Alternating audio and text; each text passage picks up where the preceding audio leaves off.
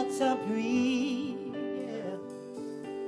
répands ta pluie, arrose mon cœur. En ta présence, je me tiens. Envoie ta pluie, répands ta pluie, arrose mon cœur. Ouvre les écluses en abondance, répands ta pluie, arrose-moi. Ouvre les écluses en abondance, répands ta pluie, arrose-moi. Bon, en ta présence je me tiens. Envoie ta pluie, Seigneur. Envoie ta pluie. Répands ta pluie ce matin. Répands ta pluie. Arrose mon cœur. Arrose mon cœur. En ta présence. En ta présence, je me tiens. Envoie ta pluie. Envoie ta pluie. Répands, Seigneur. Répands ta pluie. Arrose mon cœur. Arrose mon cœur. Ouvre les écluses, Seigneur. Ouvre les écluses. En abondance. En abondance. Répands ta pluie. Répands ta pluie. Arrose-moi. Arrose-moi. Ouvre, Seigneur. Ouvre les écluses. En abondance. En abondance. Alors répands ta pluie. Répands ta pluie. Arrose-moi. Arrose-moi.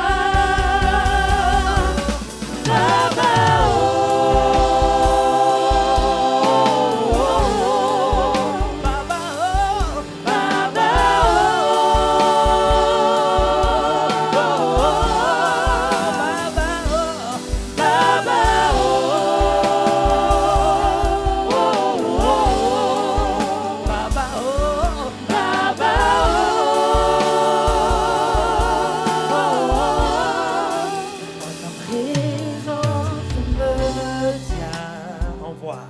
Envoie ta pluie. Répands ta pluie. Répands ta pluie. Arrose mon cœur. Arrose mon cœur. En ta présence, je me tiens. Tous les jours.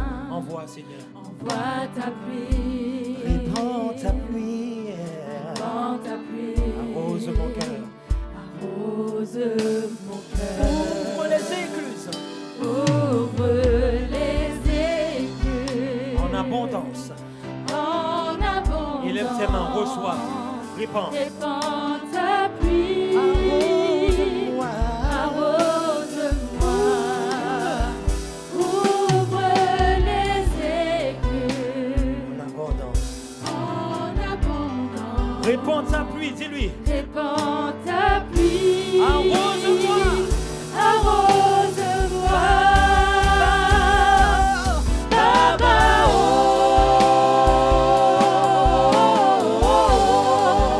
Baba, oh. Baba, oh.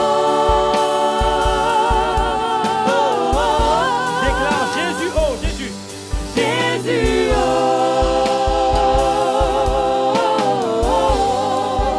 Jésus, oh. Jésus, oh. Encore Jésus, oh. Jésus, oh.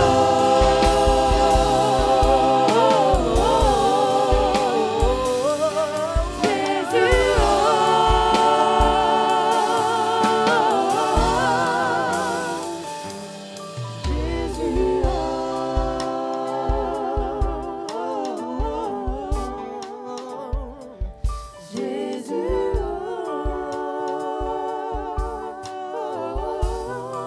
Merci, bonjour Église.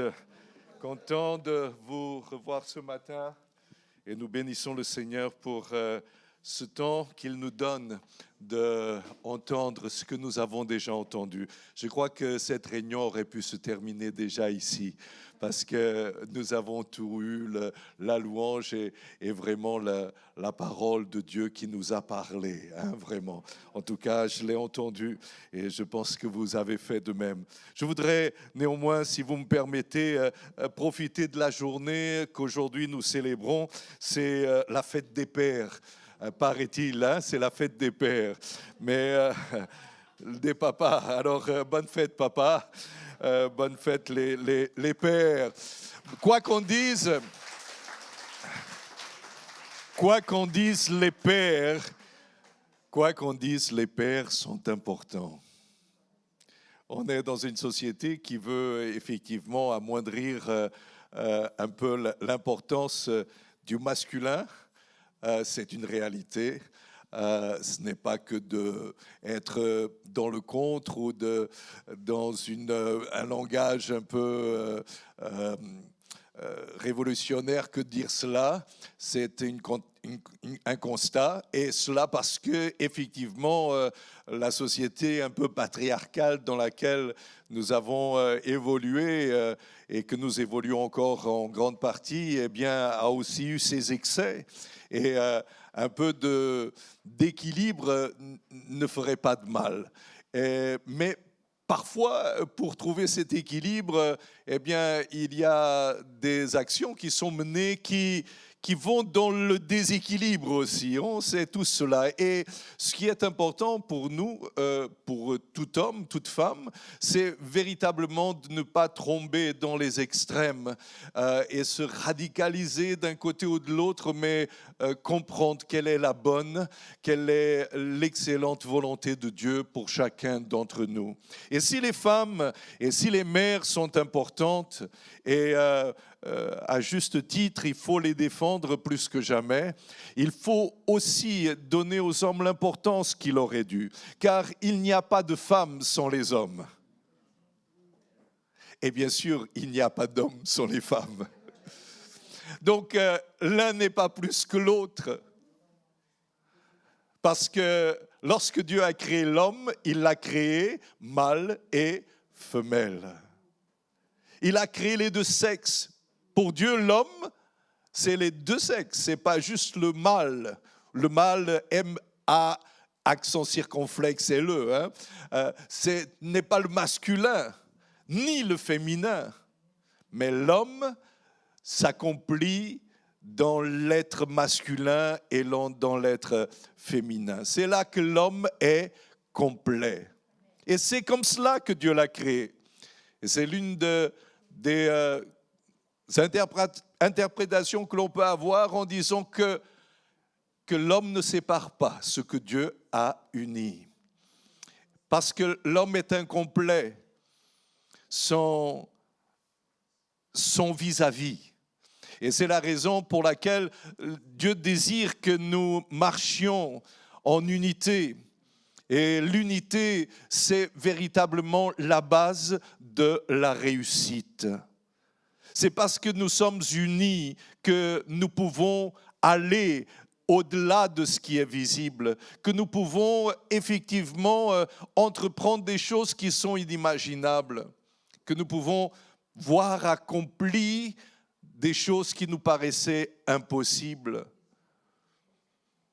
L'homme a besoin de la femme pour trouver la vie. La femme a besoin de l'homme pour donner la vie.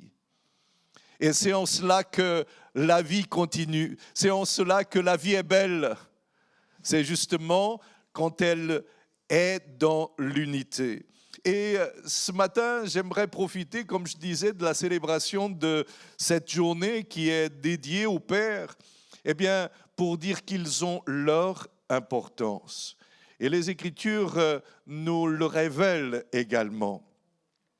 Et bien sûr que le centre de notre message, c'est le Christ, c'est Jésus. Et nous parlons souvent de la mère de Jésus, mère admirable.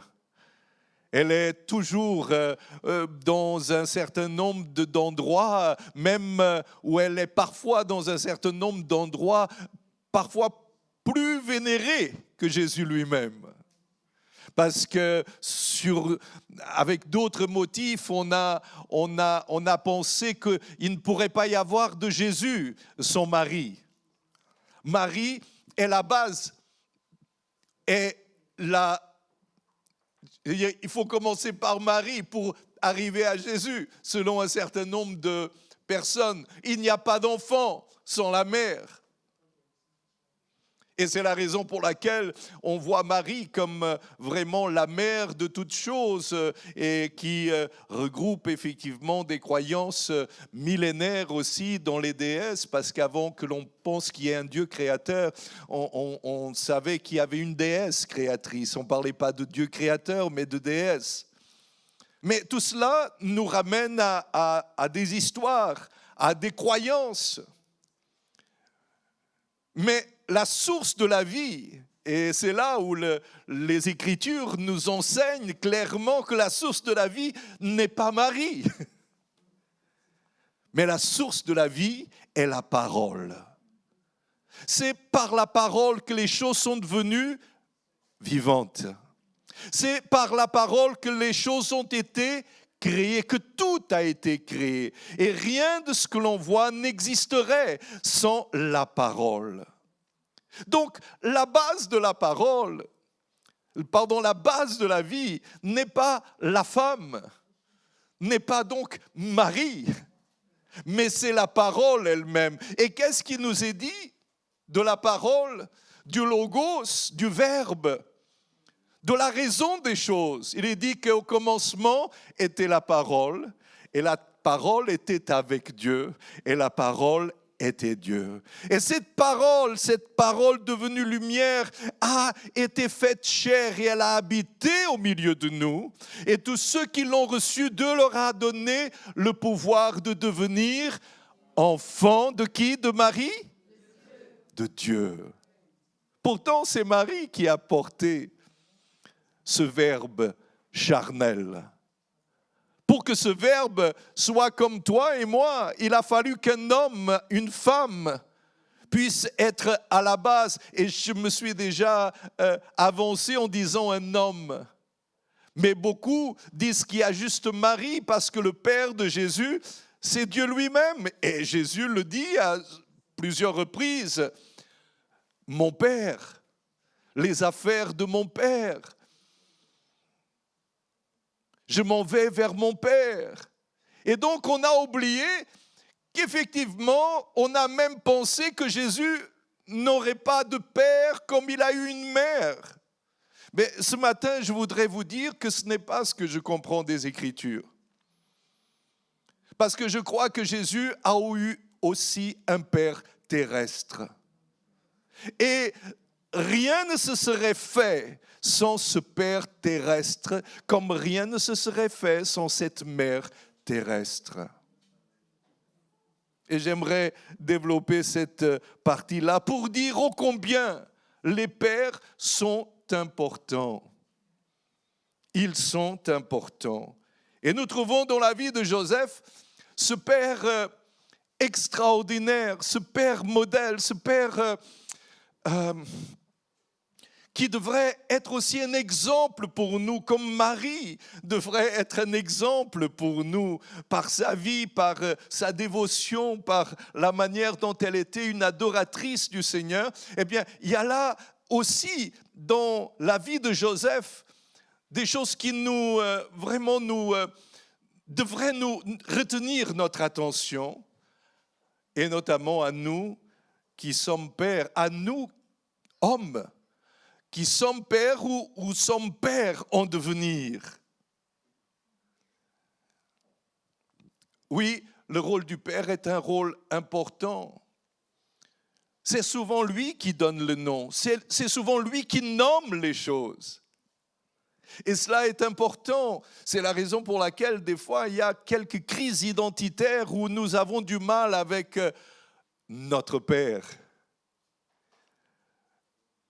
Il y a souvent des crises identitaires que vivent les uns et les autres parce que l'histoire qu'ils ont eue avec leur père est conflictuelle. Et ils ont du mal à s'identifier. Parce que c'est effectivement, malgré nous, un lien qui nous unit au Père. C'est qu'il y a une identification en nous qui vient du Père, que nous le voulions ou pas. Et en cela, il est bon de rappeler combien le rôle du Père est important. Et combien se trompent les gens qui disent que le Père n'est pas important. Même il y a des hommes qui disent que le Père n'est pas important. Ils sont en train de fuir leurs responsabilités. Et ils ne sont pas du tout dans le modèle que Dieu attend pour les hommes et du modèle qu'il attend pour ceux qu'il a permis d'être père. Alors, en parlant de Joseph, je suis en train de parler de quelqu'un duquel on n'entend rien. Il a été complètement silencieux.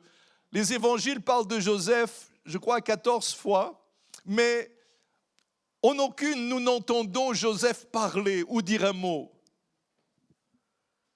Il est dans le silence, mais il n'est pas dans l'inaction.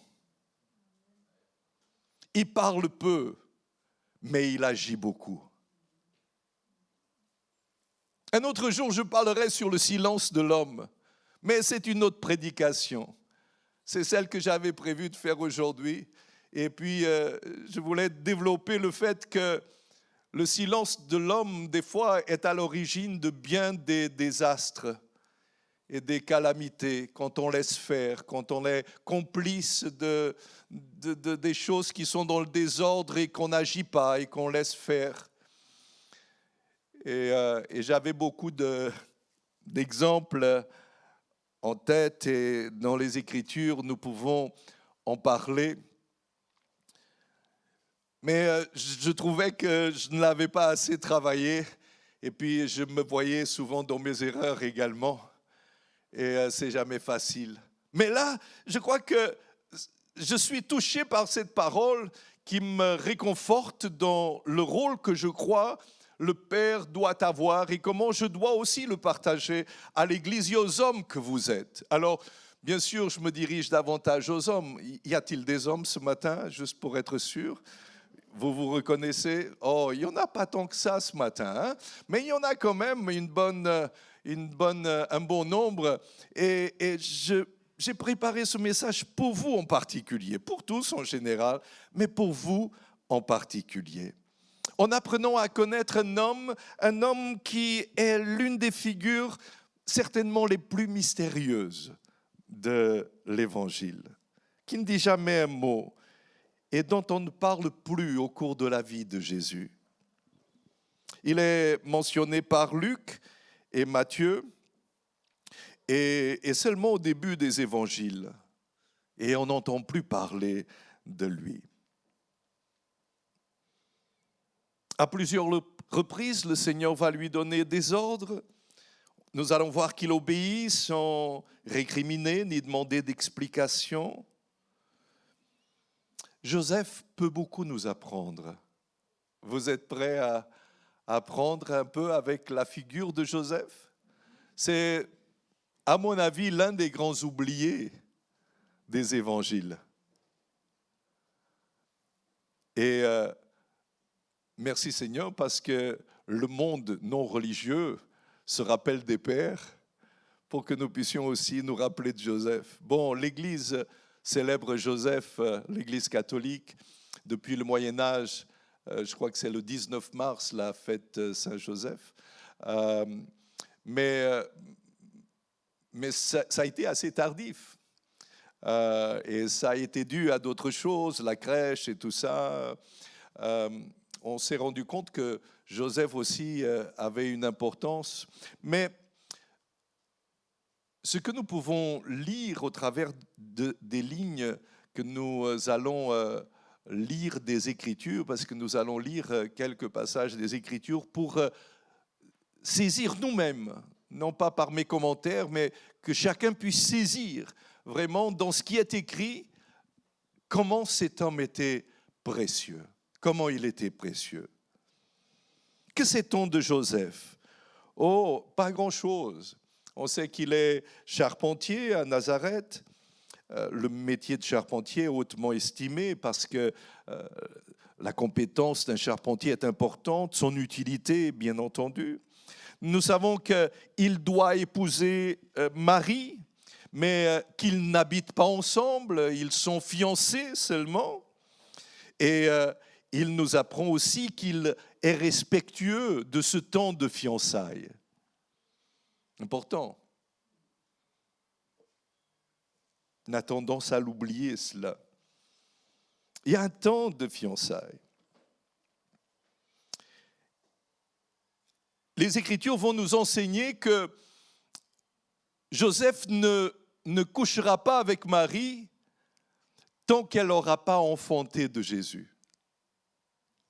Mais ce qui, pour moi, est très important à retenir, c'est que Dieu lui-même a parlé à Joseph et lui a dit, c'est toi qui l'appelleras Jésus. C'est le Père qui donne le nom. C'est lui qui nomme. Et c'est intéressant parce que Dieu lui-même reconnaît Joseph comme le Père de Jésus. Pour que Jésus soit pleinement homme au milieu de nous, il lui faut une mère, mais il lui faut aussi un père. Même s'il y a un miracle dans cette conception et que cela nous emmène au domaine de la foi, eh bien la réalité, c'est que Jésus est né dans le sein, au sein d'un couple, d'un homme et d'une femme. Et c'est Dieu qui les a choisis. C'est Dieu qui les a choisis. Il a choisi Marie et il a choisi Joseph. Lisons Matthieu chapitre 1, verset 18, et qui nous raconte l'histoire de Jésus. Il dit, voici comment Jésus-Christ est né. Voici comment Jésus-Christ est né. Marie, sa mère, est promise en mariage à Joseph. Donc, ils sont fiancés. On dirait Joseph, hein? Ils sont fiancés. Voilà, c'est ça.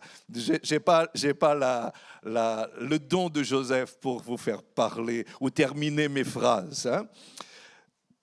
Ils sont fiancés. Et il dit que Marie, sa mère, la mère de Jésus, est promise en mariage à Joseph. Mais avant d'habiter avec Joseph, Marie attend un enfant par la puissance de l'Esprit Saint. Joseph, son fiancé, est un homme juste. D'autres traductions traduisent ce mot grec dans « c'est un homme bon et droit ». Ce que nous allons voir dans la vie de Joseph, c'est que Joseph est bon. Quand on parle ici de cette justice, c'est quelqu'un de bien, c'est quelqu'un de bon. Et il est dit, il ne veut pas accuser Marie devant tout le monde. Pourquoi? Parce qu'il est juste. Juste, non pas dans le sens de faire, comment dirais-je, on pourrait d'ailleurs le penser qu'il pouvait quelque part chasser Marie parce qu'elle était enceinte et pas de lui. Et la justice, telle qu'elle était appliquée par les Juifs, le lui permettait. Donc, il voulait la renvoyer, on pourrait dire, parce que c'est juste de la renvoyer. Mais je peux l'entendre aussi d'une autre manière. Il était juste parce qu'il y avait aussi cet aspect de la grâce. La justice de Dieu nous dépasse notre compréhension de la justice. Le pardon de Dieu fait partie de la justice. Et ça, pour les hommes, c'est inconcevable. Mais pourquoi cela fait-il partie de la justice? Parce que cela restaure. Et la justice n'est bonne que si elle est restaurative. Mais les hommes ne connaissent que la justice punitive. Il dit Dieu est bon, mais Dieu punit aussi. J'entends beaucoup cela. Juste pour justifier que quelqu'un ait subi quelque chose. Non, Dieu punit aussi. Dieu est bon, mais Dieu punit aussi. Ne te mets pas à expliquer ce que vivent les uns et les autres sous prétexte qu'ils le méritent ou qu'ils ne le méritent pas. Parce que la grâce est venue abroger toute cette définition. Comme disait très bien notre frère Alain, je ne suis pas ce que je suis aujourd'hui parce que je le mérite, mais par la grâce de Dieu. Comme lui, je ne suis pas devant vous parce que je suis fort et parfait. Je suis en face de vous parce que la grâce de Dieu, elle m'est donnée et je suis au bénéfice de cette grâce de Dieu. Donc, n'apportons pas d'explications, n'essayons pas de justifier les actions de Dieu, parce que ses pensées ne sont pas nos pensées. Restons juste sous son autorité et acceptons sa souveraineté sur nos vies. Amen. Dans la simplicité. Joseph, son fiancé, est un homme bon et droit. Il ne veut pas accuser Marie devant tout le monde. Alors, il décide de la renvoyer en secret. Et au moment où il pense à cela, voyez-vous, il ne l'a même pas dit. C'est au moment où il pense à cela, l'ange du Seigneur se montre à lui dans un rêve.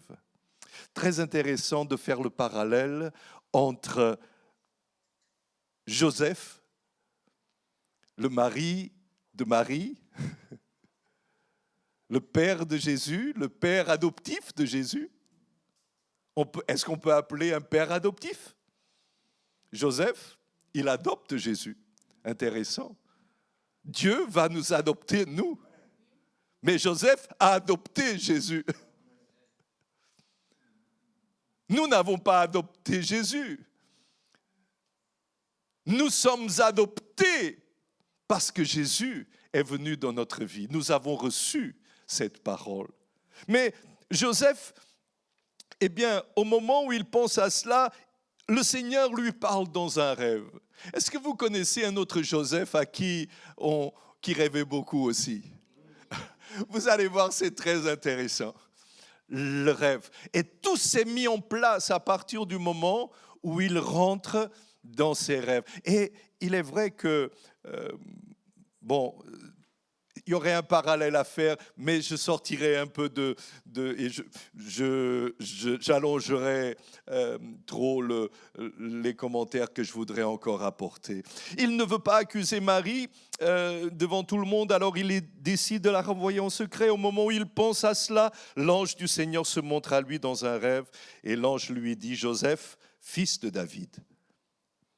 Joseph, fils de David. Vous savez, on dit souvent que Jésus est de la lignée de David. Vous savez que Jésus est de la lignée de David de la part de Joseph. Donc Joseph est pleinement père de Jésus.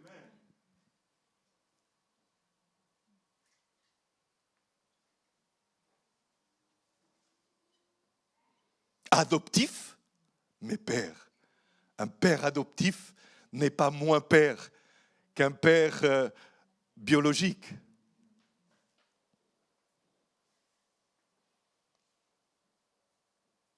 Au moment où il pense à cela, l'ange du Seigneur se montre à lui dans un rêve et l'ange lui dit, Joseph, fils de David, n'aie pas peur de prendre chez toi Marie, ta femme.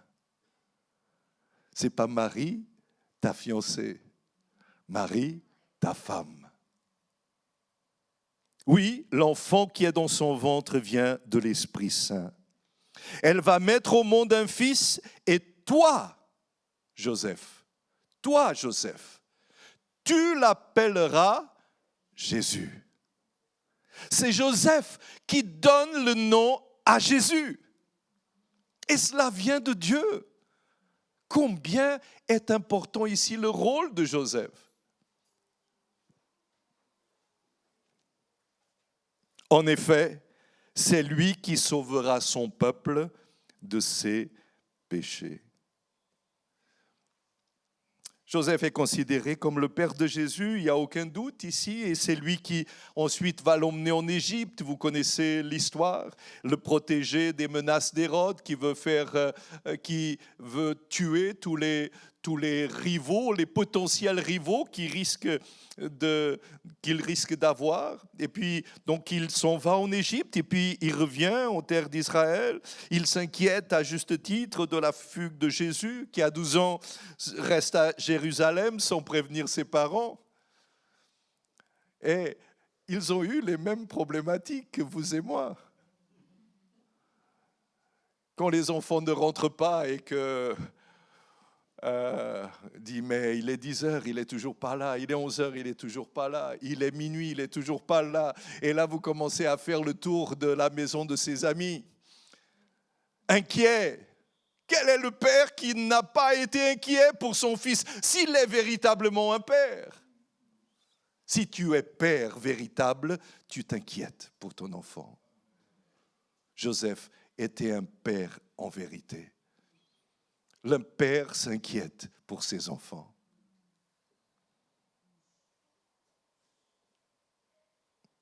Rappelez, quand il retrouve Jésus au temple, c'est lui qui dit cela. C'est Marie qui parle. Joseph ne parle jamais. Mais Marie va dire, mais ton père et moi, nous te cherchons tout angoissés. Nous sommes préoccupés, angoissés parce qu'on t'avait perdu. Tu n'étais plus... Ça, ce sont de vrais... Ton père et moi. Ça, c'est intéressant, ça. Joseph n'est pas bavard et, comme je disais, l'Évangile ne cite aucune parole de lui. Mais c'est lui qui initie Jésus au travail de charpentier. Ensuite, on ne parle plus de Joseph. Bien sûr, il y a d'autres récits que l'on doit prendre avec des pincettes parce que ce sont des pseudo-évangiles et donc les évangiles de la naissance et des livres apocryphes qui sont arrivés bien plus tard, quelques siècles, notamment le pseudo-évangile de Jacques, où parle de Joseph, et donc il parle d'un homme qui était déjà bien plus vieux que Marie, qui aurait déjà des enfants, etc. Mais ce sont des textes qui ne sont pas les évangiles et que l'on doit vraiment faire beaucoup attention à ces textes qui ne sont pas sûrs et sont là dans une période un peu obscure où tout le monde essaye d'apporter donc ces interprétations. Mais nous voulons, et je désire me retenir à ce que disent les évangiles. Et si les évangiles ne disent pas davantage, c'est que nous n'avons pas besoin d'apprendre davantage. C'est comme ça que je lis la Bible. Si ce qui nous a été donné pour notre recherche, pour notre édification, si toutes ces écritures qui nous ont été léguées par ceux qui nous ont précédés sont là et dont nous n'avons pas davantage de critères ou de détails, c'est que pour arriver là où je dois arriver, je n'en ai pas besoin. Et ce que j'ai me suffit amplement. Et c'est ce que j'essaie d'apporter ce matin. Vraiment, un homme dont on parle très peu, qui est un grand oublié, comme le sont souvent les pères. Tant pis si les femmes n'aiment pas ce que je suis en train de dire, mais c'est une vérité. Encore une fois, il ne faut surtout pas mettre l'un supérieur à l'autre, mais dans l'égalité, dans la communion dans laquelle ils ont été créés par Dieu lui-même. Et c'est en cela que l'homme et la femme, le père et la mère peuvent véritablement accomplir la raison même pour laquelle ils existent.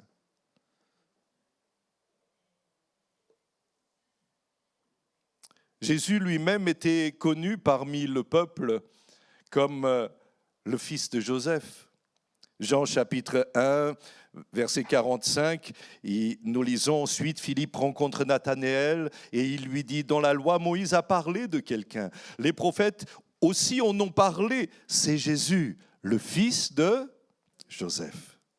Il est de la ville de Nazareth. Et chapitre 6, verset 42, il est dit, les Juifs critiquent Jésus parce qu'il a dit, le pain qui descend du ciel, c'est moi. Et ils disent, cet homme-là, c'est Jésus, le fils de Joseph.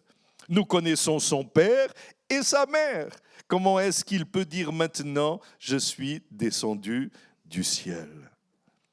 Il est appelé aussi le fils du charpentier. Matthieu 13, 55, nous lisons, il retourna dans la ville où il avait vécu, il enseignait ses concitoyens dans leur synagogue. Son enseignement les remplissait d'étonnement, si bien qu'il disait, d'où tient-il cette sagesse et le pouvoir d'accomplir ces miracles ? N'est-il pas le fils du charpentier ? N'est-il pas le fils de Marie ? Et le frère de Jacques, de Joseph, de Simon et de Jude, ses sœurs ne vivent-elles pas toutes parmi nous ? D'où a-t-il reçu cela ? Jésus, fils du charpentier, fils de Marie. De son père adoptif, Jésus va hériter du titre de charpentier. C'est comme cela qu'il est appelé dans Marc 6, verset 3, pour avoir appris le métier de son père. Qui donc lui a donné cette sagesse et le pouvoir d'accomplir de tels miracles ? N'est-ce pas lui, le charpentier, le fils de Marie ? Dieu n'a pas choisi Joseph par hasard. Joseph n'a pas commencé à devenir Joseph à partir du moment où il a accepté Marie comme sa femme. Joseph n'a pas commencé à devenir Joseph quand il a reçu la parole qui venait de Dieu au travers d'un rêve. Non, Joseph était un homme bon et un homme droit. Il avait un caractère qui a fait que Dieu l'a choisi. De la même manière qu'il a choisi Marie, non pas par hasard. Mais aujourd'hui, nous parlons de Joseph. J'aimerais, en deuxième partie de ce message, et je vais davantage lire les Écritures, réfléchir avec vous à 3 caractéristiques de la vie de Joseph. Bien sûr, il y en a certainement bien plus, mais il y a au moins trois caractéristiques que j'aimerais vous proposer de réfléchir avec moi ce matin, qui manifestaient un peu le caractéristique de caractère, qui montraient un peu le caractère de Joseph. Ces 3 caractéristiques elles doivent nous inspirer, mes amis. Elles doivent nous inspirer parce que voilà l'homme, ou plutôt voilà le Père, quelque part que Dieu cherche. Et nous sommes appelés à vraiment réfléchir à ces 3 caractéristiques pour être un peu dans le modèle de Joseph, qui est pour moi un modèle, de la même manière que Marie est un modèle. La première de ces caractéristiques, nous allons voir avec Joseph, c'est la crainte de Dieu. La crainte de Dieu. Voilà, il est prêt à faire un certain nombre de choses, mais la crainte de Dieu l'empêche de faire ce qu'il a envie. Il craint Dieu. Deuxième caractéristique qui me touche dans la vie de Joseph et que je crois Dieu attend de n'importe quel homme et surtout d'un père, c'est le sens de la responsabilité. Le sens de la responsabilité. Je vous rappelle que responsable n'est pas le commandant. Le responsable, ce n'est pas le chef pour commander, pour donner des ordres. Le responsable est celui qui a été choisi pour répondre de quelque chose. Réponse, qui donne une réponse. Lorsque nous devenons pères, nous devenons responsables. C'est-à-dire que nous sommes appelés à répondre de quelque chose. Et quand je suis père, je suis emmené à répondre de ce qui m'a été confié. Alors, Joseph le montre admirablement bien, qu'il est un homme responsable, c'est-à-dire qu'il est prêt à répondre. Et dans ce cas bien précis, on est prêt à répondre à celui qui nous a confié cette chose. Et nous savons que la vie vient de Dieu. Et lorsque Dieu nous confie la vie de quelqu'un, nous qui sommes les parents, et pas seulement le père, mais la mère également, mais aujourd'hui je parle pour les pères, eh bien nous sommes appelés à être des responsables, à devoir répondre sur quelque chose, sur quelqu'un qui m'a été confié. C'est un honneur que de pouvoir prendre soin d'une vie ou prendre soin de quelque chose de précieux. Et nous devrons le faire avec ce sens de la responsabilité, que nous ne faisons pas ce que nous voulons, mais nous devrons répondre de tout ce que nous ferons et de la manière dont nous nous conduirons avec cette vie, avec ce qui nous a été confié. Et puis il y a la troisième caractéristique qui me semble évidente, c'est l'obéissance. Il est obéissant à Dieu. C'est-à-dire ce que Dieu lui dit, il ne tarde pas pour l'accomplir.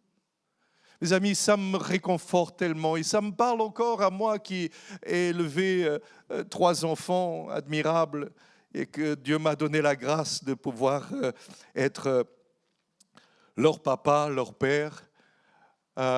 Est-ce que j'ai été un père parfait? Est-ce qu'il y a un père parfait ici? Certainement pas, ni une mère d'ailleurs, aussi magnifique soit-elle. Nous sommes tous bourrés de défauts et c'est encore une fois la grâce qui nous permet de les surmonter. Et parfois nos enfants, à un moment donné, c'est nous qui avons un regard parfois injuste avec nos parents. Aujourd'hui, nous pensons que ce sont nos enfants qui ont un regard injuste envers nous. Et c'est la vérité parce qu'on est dans une dimension différente, mais on ne cherche pas à ce que nos enfants nous flattent ou bien sûr, ça ne fait jamais de mal, mais on n'est pas là pour cela. C'est pour ça que nous ne leur donnons pas tout ce qu'ils veulent, parce que nous faisons les choses en bonne conscience, parce que nous devrons répondre de la manière dont nous avons pris soin de leur vie. Ces 3 caractéristiques pour moi sont essentielles dans la vie d'un homme et particulièrement dans la vie d'un père. Alors lisons la Bible, lisons les Écritures et entendons Dieu nous parler. J'aime bien cette expression, vous me l'avez entendu souvent dire. Je lis les Écritures, ce qui nous a été donné pour notre édification, et je veux entendre Dieu me parler. Parle-moi par ces épisodes, par ces Écritures. L'annonce de la naissance de Jésus. Voici dans quelles circonstances Jésus-Christ vint au monde. Marie, sa mère, était liée par fiançailles à Joseph. Or, elle se trouva enceinte par l'action du Saint-Esprit avant qu'ils n'aient vécu ensemble. Joseph, son futur mari, était un homme bon et droit. Il ne voulait pas la livrer au déshonneur. C'est pourquoi il se proposa de rompre ses fiançailles sans ébruiter la raison. Il réfléchissait à ce projet quand un ange du Seigneur lui apparut en rêve et lui dit « Joseph, descendant de David, ne crains pas de prendre Marie pour femme, car l'enfant qu'elle porte vient de l'Esprit Saint. Elle donnera naissance à un fils, tu l'appelleras Jésus. C'est lui en effet qui sauvera son peuple de ses péchés. » Tout cela arriva pour que s'accomplisse cette parole du Seigneur transmise par le prophète. Voici, la jeune fille vierge sera enceinte et elle enfantera un fils que l'on appellera Emmanuel, ce qui veut dire Dieu avec nous. À son réveil, Joseph fit ce que l'ange du Seigneur lui avait commandé. Il prit sa fiancée pour femme, mais il n'eut pas de relation conjugale avec elle avant qu'elle ait mis au monde un fils auquel il donna le nom de Jésus. Un autre texte qui parle de la fuite en Égypte. Quand les savants furent partis, ici il est question des mages qui étaient les savants de l'époque, un ange du Seigneur apparut à Joseph dans un rêve et lui dit « Debout, prends avec toi l'enfant et sa mère et fuis en Égypte. Reste-y jusqu'à ce que je te dise de revenir, car Hérode va rechercher l'enfant pour le faire mourir. » Joseph se leva donc, prit avec lui l'enfant et sa mère en pleine nuit et se réfugia en Égypte. Il y resta jusqu'à la mort d'Hérode.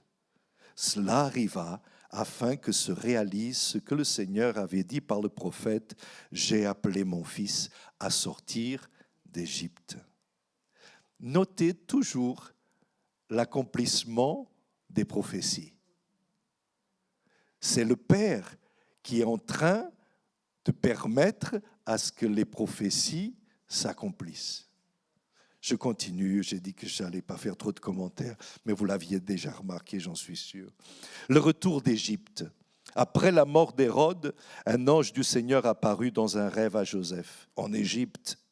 Il lui dit, « Debout, prends avec toi l'enfant et sa mère et retourne au pays d'Israël. Car ceux qui cherchaient à faire mourir l'enfant sont morts. » Joseph se leva donc, prit avec lui l'enfant et sa mère et retourna au pays d'Israël. Mais il apprit qu'Archélaos avait succédé à son père Hérode comme roi de Judée. Alors il eut peur de s'y rendre. Il reçut de nouvelles indications dans un rêve et il partit pour la province de Galilée. Il alla s'établir dans une ville appelée Nazareth et il en fut ainsi pour que se réalise cette parole des prophètes. Il sera appelé Nazaréen.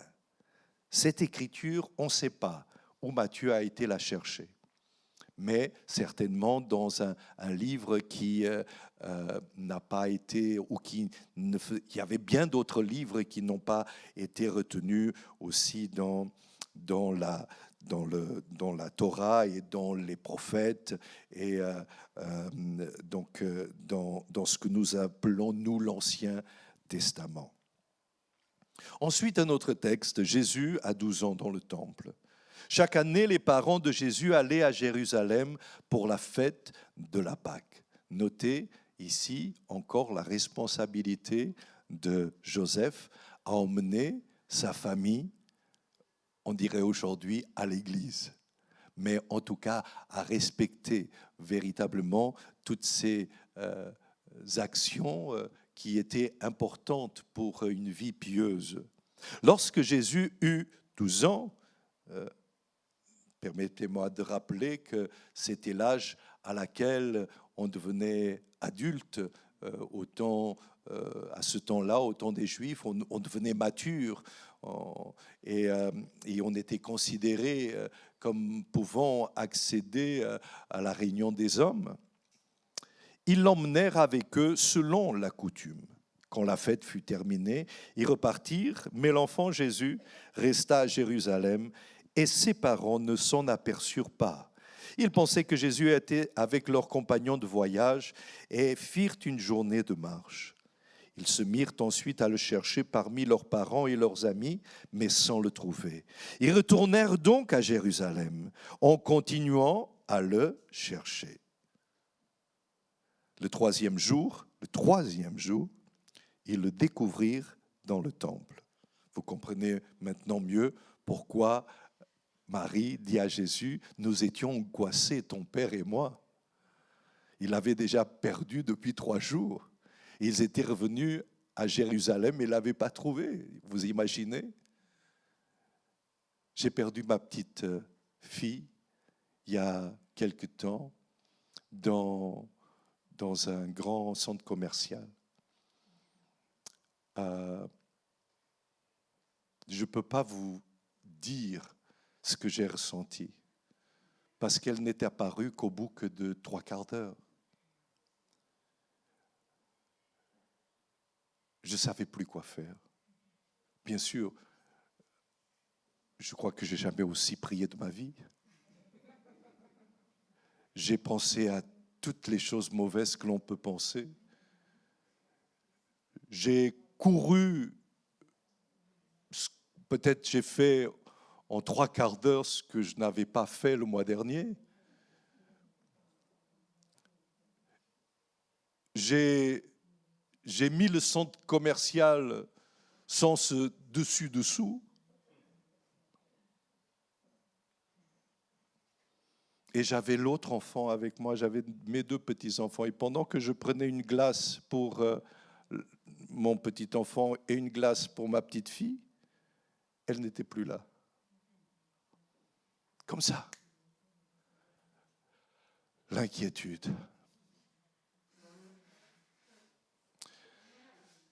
Joseph avait le sens de la responsabilité, autant que sa mère. Et arrêtez de dire que les mères aiment davantage les enfants que les pères. Les mères, bien sûr.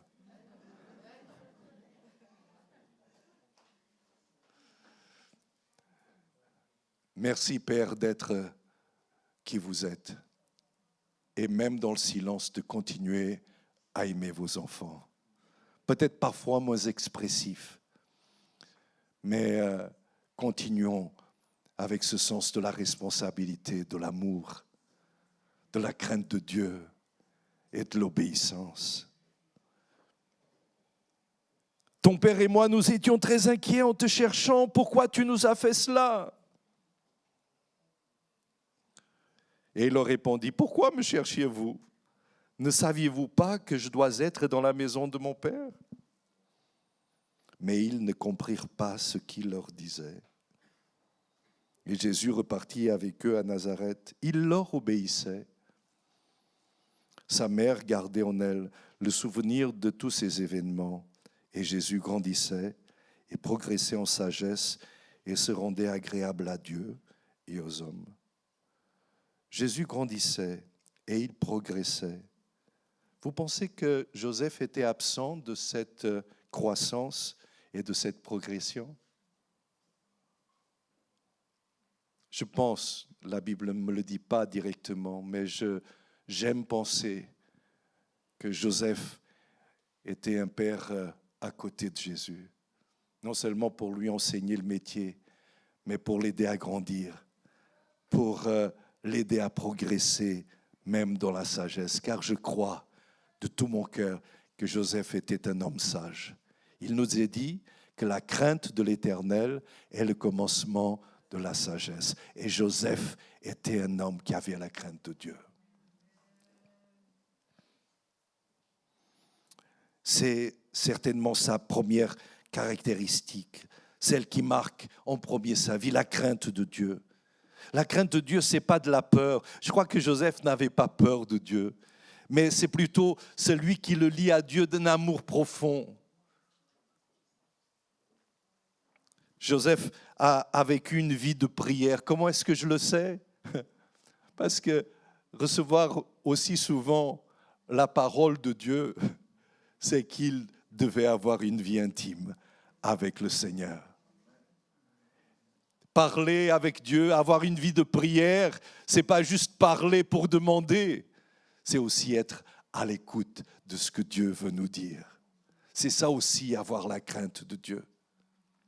Quand tu as envie d'arrêter et la crainte de Dieu t'emmène à l'entendre te dire non, ce n'est pas le moment. J'ai autre chose pour toi, tiens bon. Tiens bon. Persévère. Et tu restes et tu persévères. Tout ça parce que tu as la crainte de Dieu. Non pas parce que tu as peur, mais tu sais que cette crainte est le commencement de la sagesse. Et c'est ce que nous avons besoin. Joseph a vécu cette vie de prière, a emmené au temple chaque année à la Pâque sa famille. Pourtant, il devait faire une longue marche. Parce qu'aller à la synagogue, ce n'était pas la même chose qu'aller au temple. Aujourd'hui, venir à l'église, ce n'est pas la même chose que d'avoir une relation personnelle avec Dieu, puisque nous sommes le temple de Dieu, le temple du Saint-Esprit. Jésus est venu pour justement enlever cette dimension terrestre, cette dimension géographique du temple, puisqu'aujourd'hui, le temple est en celui qui reçoit le Christ. Ne savez-vous pas que vous êtes le temple du Dieu vivant? Alléluia. Donc, Joseph emmenait ses enfants à avoir une communion avec Dieu. Tout cet itinéraire de rêve, de voyage, montre qu'il avait une grande intimité avec Dieu.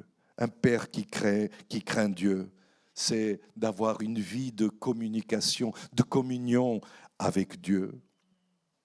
Cherchant en toute chose la volonté de Dieu, non pas ta volonté. Même si ce que tu fais n'est pas compréhensible des autres, tu le fais conformément à ce que tu reçois du Seigneur.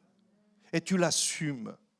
C'est ça un homme responsable, c'est ça un père responsable. Parce qu'il est en train de faire ce qu'il croit être vraiment de la part de Dieu.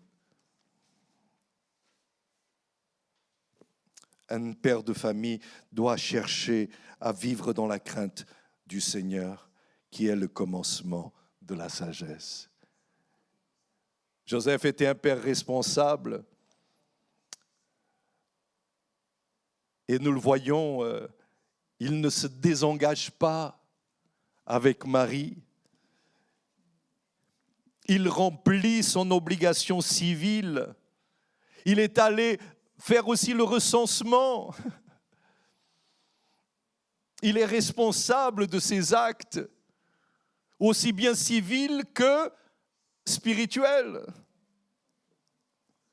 Et puis, il assume sa paternité publique, devenant ainsi le mari ou l'époux de Marie et le père de l'enfant qu'elle porte. Il assume sa responsabilité. Il ne s'en éloigne pas. Et puis il est connu aussi pour être le charpentier, un homme travailleur, certainement un bon professionnel, qui a aussi enseigné sa profession à son fils. Donc il a donné une éducation à ses enfants. On voit là aussi un homme responsable.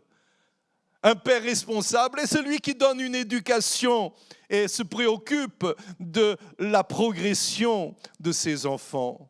On essaye de donner la meilleure école dans nos possibilités, de suivre, de prévoir à ses besoins. Parce que nous sommes des parents responsables. Et plus tard, les enfants qui ont eu un père comme ça savent le reconnaître, souvent tard, souvent trop tard.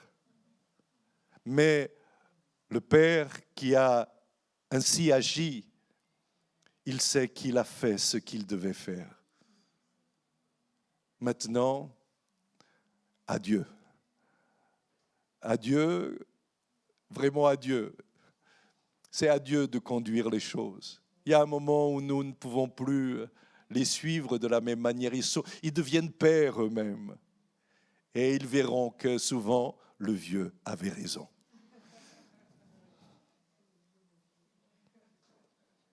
Joseph était un père obéissant à Dieu.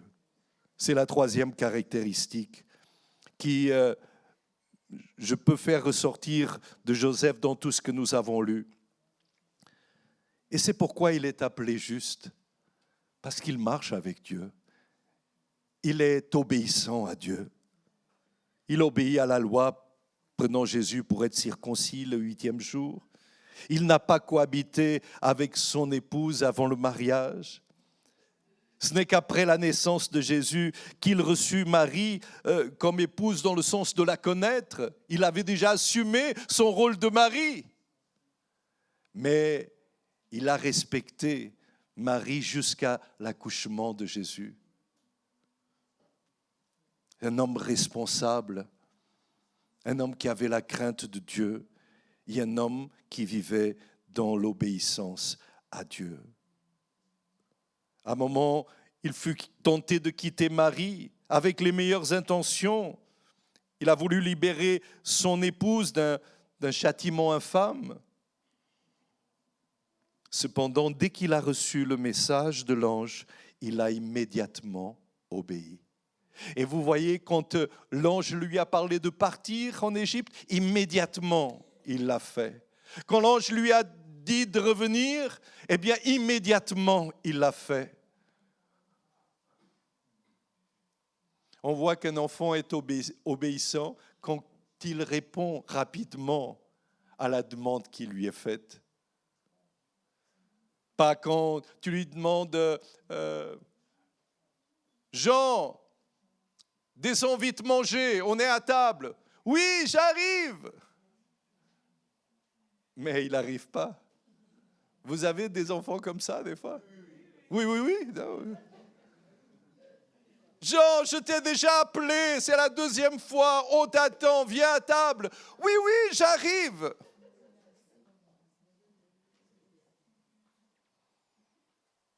Et puis à la fin, il dit, Jean, c'est la 3e fois, il n'y aura pas de 4e fois. Tu viens, mais bien sûr, j'arrive tout de suite. Et il faut que tu ailles le chercher. Ce n'est pas un enfant obéissant, pour ne pas dire ceux qui font le contraire de ce que tu lui demandes. Mais bon, nous n'en avons pas, n'est-ce pas, des enfants comme ça.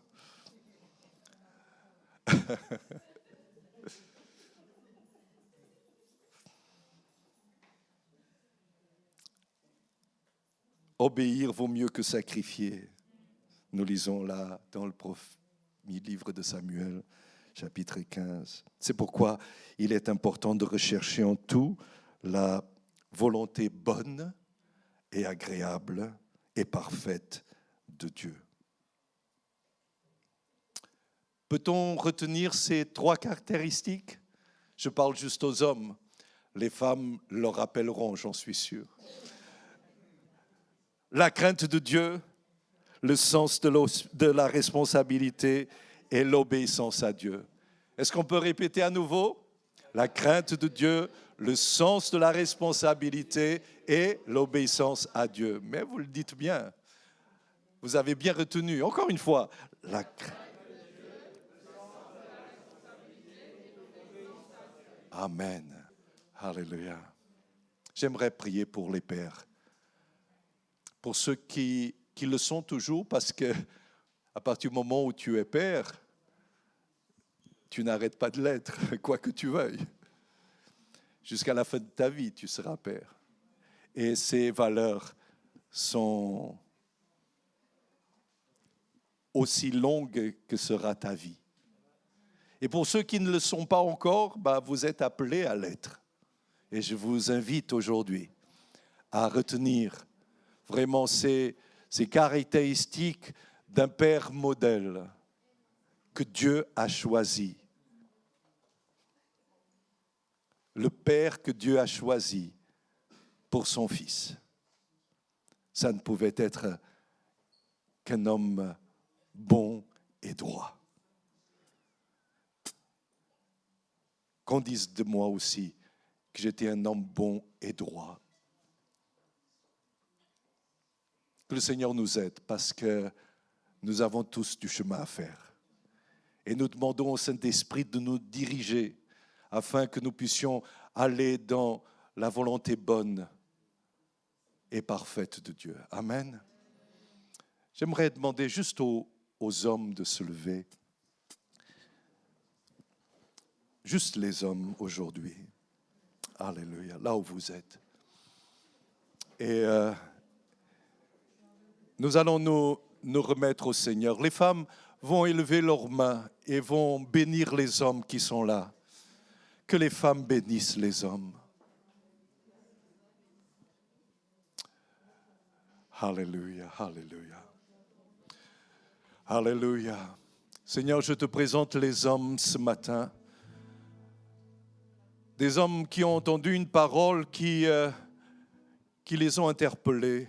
Je le crois, Seigneur. Moi le premier.